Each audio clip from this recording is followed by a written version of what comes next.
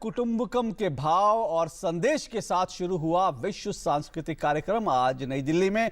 और इस भव्य सांस्कृतिक कार्यक्रम की आज रंगारंग शुरुआत हुई। प्रधानमंत्री नरेंद्र मोदी इसके जो शुरुआत में जो कार्यक्रम हुआ उसमें शिरकत करने पहुंचे और प्रधानमंत्री ने कहा ये कला का कुंभ है। इस पूरे कार्यक्रम में 3 दिन के इस कार्यक्रम में 155 देशों के प्रतिनिधि हिस्सा ले रहे हैं और उम्मीद की जा रही है कि 3 दिन के कार्यक्रम में करीब 35 लाख लोग इसमें शिरकत करेंगे।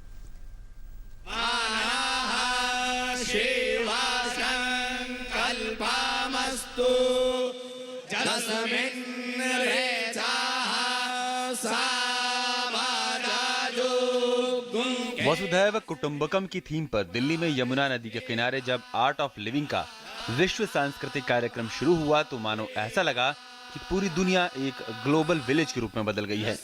शुरू में बारिश ने कार्यक्रम में खलल डाला, लेकिन बाद में कार्यक्रम थोड़ी देर के साथ शुरू हुआ। दुनिया भर की संस्कृति और कला की छटा जब बिखरनी शुरू हुई तो सारा माहौल संगीतमय और अध्यात्ममय हो गया।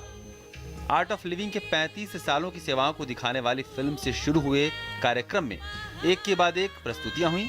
महाराष्ट्र से आए 1008 कलाकारों ने ढंगारी ढोल बजाया तो 600 कलाकारों के ग्रुप ने पखावज प्रस्तुत किया। 8500 संगीतकारों ने 50 से ज्यादा वाद्य यंत्रों के साथ जब ऑर्केस्ट्रा प्रस्तुत किया तो समा देखने लायक था। कार्यक्रम के उद्घाटन समारोह में पहुंचे प्रधानमंत्री ने इस पहल की तारीफ की।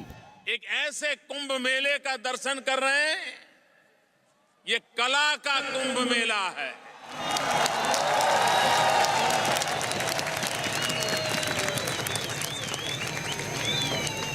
भारत के पास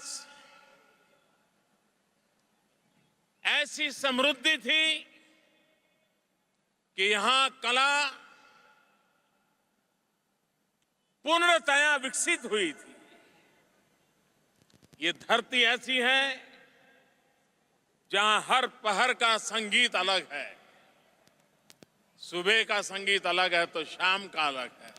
प्रधानमंत्री ने बताया कि कैसे art of living Bharatiya Jeevan का एक अभिन्न अंग है।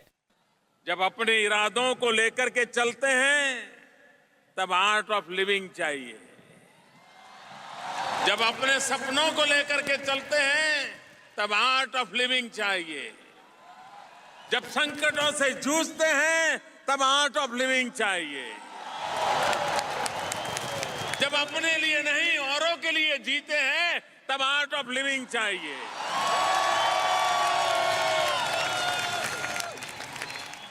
जब स्व से समष्टि की यात्रा करते हैं तब आर्ट ऑफ लिविंग चाहिए। जब मैं से टूट करके हम की ओर चलते हैं तब आर्ट ऑफ लिविंग चाहिए।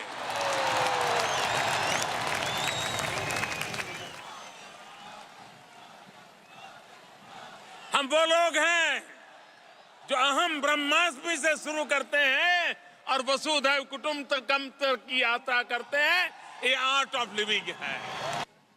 आर्ट ऑफ लिविंग के संस्थापक श्री श्री रविशंकर ने कहा कि आध्यात्म दुनिया को एक सूत्र में बांधता है। आप जितना प्यार समाज को देते हो आपके पास वो 100 गुना लौट के आती।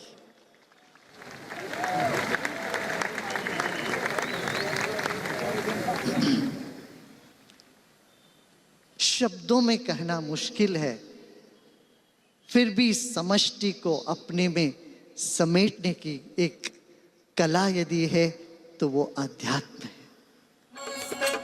महोत्सव में दुनिया भर के कलाकार गीत, संगीत, नृत्य और दूसरे वाद्य यंत्रों के साथ अपनी प्रस्तुतियां पेश करेंगे। कई राज्यों के कलाकार घूमर, भांगड़ा और गरबा डांस की परफॉर्मेंस देंगे। ये कार्यक्रम आर्ट ऑफ लिविंग की 35वीं सालगिरह पर आयोजित किया जा रहा है। 1000 एकड़ जमीन पर आयोजित ये कार्यक्रम 13 मार्च तक चलेगा। कार्यक्रम की भव्यता का अंदाजा इसी बात से लगाया जा सकता है कि 7 एकड़ जमीन में सिर्फ स्टेज का निर्माण किया गया है। कहा जा रहा है कि ये स्टेज फुटबॉल ग्राउंड से करीब 3 गुना ज्यादा बड़ा है।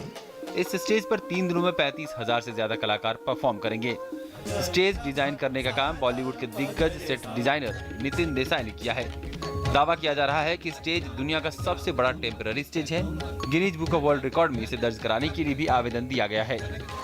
दिल्ली और नोएडा को जोड़ने वाले डीएनडी फ्लाईओवर के पास यमुना के किनारे होने वाले इस कार्यक्रम में कुल मिलाकर 3 दिनों में 35 लाख लोगों के हिस्सा लेने की उम्मीद है।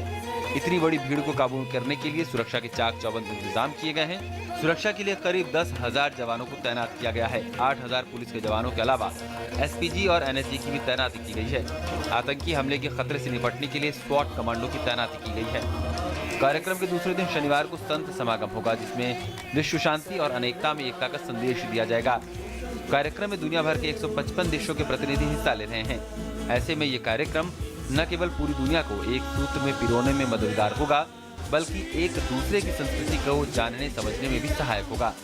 निशांत सौरभ के साथ न्यूज डाइजेस्ट, डीडी न्यूज।